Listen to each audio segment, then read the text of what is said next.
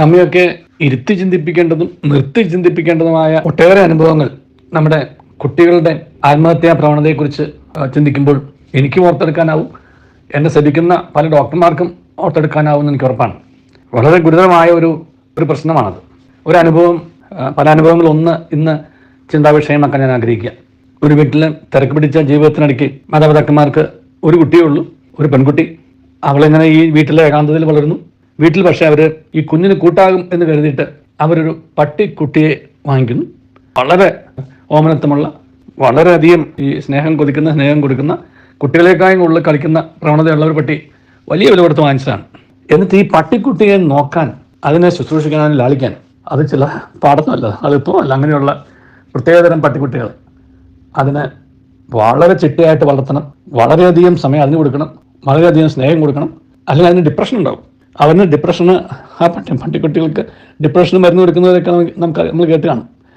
പലർക്കും അറിയില്ലായിരിക്കും, പക്ഷേ അവർക്ക് ഇങ്ങനെയുള്ള ഒത്തിരി കാര്യങ്ങളുണ്ട്. അപ്പോൾ അതിൻ്റെ ദിവസവും പരിഗണിച്ചില്ല എന്നുണ്ടെങ്കിലോ അതിനുവേണ്ടി അതിൻ്റെ കൂടെ കളിച്ചില്ല എന്നുണ്ടെങ്കിലോ ഡിപ്രഷൻ ഉണ്ടാവും. കൂട്ടിലിട്ട് വളർത്തുന്ന പട്ടിക്കുട്ടി അല്ലാതെ നമ്മോടൊപ്പം നമ്മുടെ സ്നേഹം കൊതിച്ചും നമ്മുടെ സ്നേഹം കൊടുത്തും നമ്മളോടൊപ്പം കളിച്ചും ഒക്കെ വളരുന്നൊരു പട്ടിക്കുട്ടിയാണ്. അപ്പം കുറച്ച് കഴിഞ്ഞപ്പോൾ ഈ പട്ടിക്കുട്ടി ഒരു ദിവസം കൂട്ടിൽ ചത്ത് കിടക്കുന്നു. ഇവർക്ക് എല്ലാവർക്കും വിഷമമായി, പക്ഷേ ഈ കുട്ടിക്ക് വലിയ വിഷമമൊന്നും ഉണ്ടായില്ല. ചത്തു എന്ത് ചെയ്യാൻ പറ്റും? അങ്ങനെ പിന്നെയും ഈ കുട്ടിയുടെ വിഷമം ആലോചിച്ചിട്ട് അവർ വീണ്ടും വേറൊരു പട്ടിക്കുട്ടി വാങ്ങി. ഇതുപോലെ തന്നെ ശുശ്രൂഷിച്ചു, ലാളിച്ചു, പരിഗണിച്ചു, താലോലിച്ചു. ഒരു 3 മാസം കഴിഞ്ഞപ്പോൾ ആ പട്ടിക്കുട്ടിയും ചത്തു, കൂട്ടി ചത്ത് കിടക്കുന്നു. മൂന്നാമത് ഒരെണ്ണവും കൂടെ ഇതുപോലെ തന്നെ ചത്ത് കഴിഞ്ഞപ്പോൾ എന്തോ ഒരു പന്തികേട് ഇവർക്ക് തോന്നി. ഇവർ പയ്യെ തൻ്റെ സ്വന്തം മകളുടെ സ്വഭാവം ഒന്ന് നിരീക്ഷിക്കാൻ തുടങ്ങി. ചുരുക്കി പറയട്ടെ, ആ കുട്ടി ഒരു മനഃശാസ്ത്രജ്ഞയുടെ അടുത്തേക്കാണ് അവർ കൊണ്ടുപോയത്. ആ കുട്ടി അവിടെ ചെന്നപ്പോൾ പച്ച മലയാളത്തിൽ കുട്ടികളുടെ കാര്യങ്ങൾ പറഞ്ഞു, മണി പോലെ കാര്യങ്ങൾ പറഞ്ഞു. പേരൻസ് അറിയണ്ട എന്ന് പറഞ്ഞിട്ടാണ് പറഞ്ഞത് ഇത്രേ ഉള്ളൂ.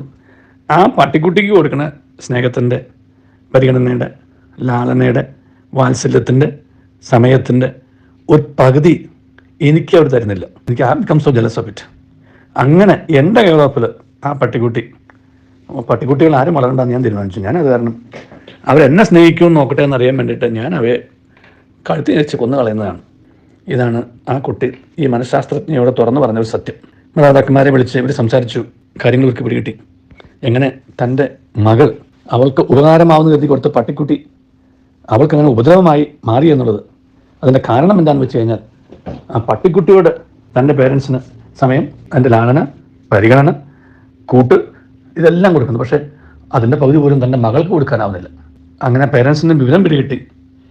അതിനുശേഷം ആ കുടുംബത്തിൽ മനഃശാസ്ത്രജ്ഞ പറഞ്ഞതനുസരിച്ച് വലിയ മാറ്റങ്ങൾ വന്നു. ആ കുട്ടി പഠിച്ച് നല്ല മിടുക്കിയായി. അവിടെ പിന്നീട് പട്ടിക്കുട്ടിയുടെ ആവശ്യം വന്നിട്ടില്ല, വേറൊരു കുട്ടിയുടെ ആവശ്യമാണ് വന്നത്. അതിനെക്കുറിച്ച് നമുക്ക് അടുത്ത ദിവസം ചിന്തിക്കാം. മനുഷ്യൻ ഒരു സാമൂഹിക ജീവി എന്നുള്ള നിലയ്ക്ക് സാന്നിധ്യം, സാമീപ്യം, സംസർഗം, സംസാരം ഇതെല്ലാം കൊതിക്കുന്നവരാണ്, പ്രത്യേകിച്ച് വളർന്നു വരുന്ന പ്രായത്തിൽ. അത് ആ സ്നേഹവും ആ വാത്സല്യവും സൃഷ്ടിക്കുന്ന വോയിഡ് സ്പേസാണ് കുടുംബത്തിൽ നിന്ന് കിട്ടിയില്ലെങ്കിൽ വേറെ പലയിടത്തു നിന്നും കിട്ടുന്നതും കുട്ടികൾ വഴിതെറ്റിപ്പോകുന്നത്.